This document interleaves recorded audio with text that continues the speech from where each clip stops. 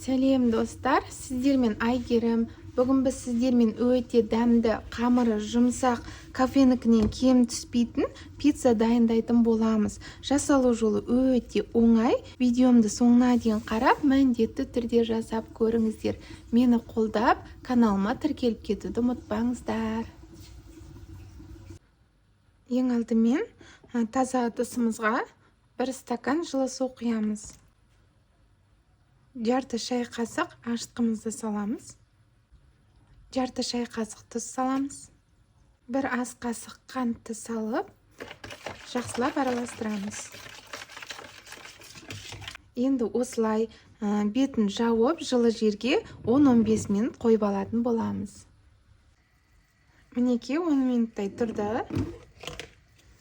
2 ас қасық сұйық май құямыз. Араластырамыз. Енді ұнымызды аз-аздан қосып отырып, қамыр илейміз.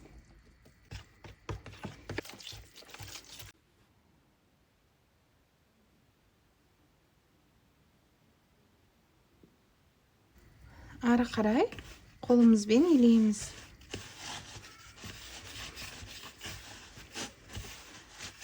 Кішкене сұйық май жағып, тағы бір илеп аламыз.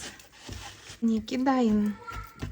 Бетін жауып, жылы жерге орамалмен орап, жарты сағатқа қойып аламыз. Жарты сағат өтті. Қамырымыз кішкене көтерілді. Қолымызды майлап, осы қамырды теңдей 2 бөлікке бөлеміз. Бұл қамырдан 2 пицца шығады. Мінекей қамырды 2 бөлікке бөліп алдық.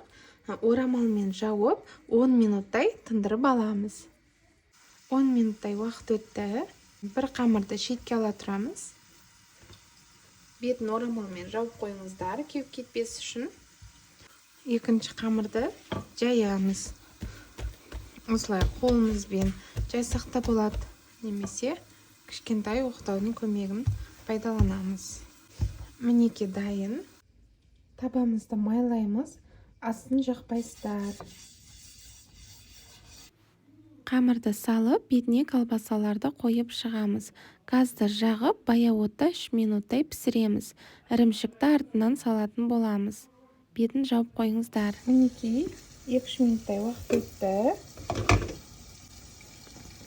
Ірімшіктерімізді саламыз. Бетіне орегано приправасын себемін. Сол кезде пиццамыз дәмді болып шығады.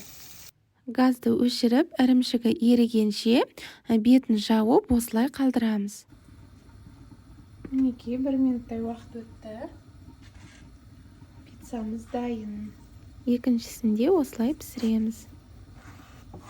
Шығарамыз. Пиццамыз өте дәмді, жұп-жұмсақ болып шықты. Осы рецепт бойынша жасап көріңіздер. Сіздерге ұнайтынына сенімдімін. Ас болсын.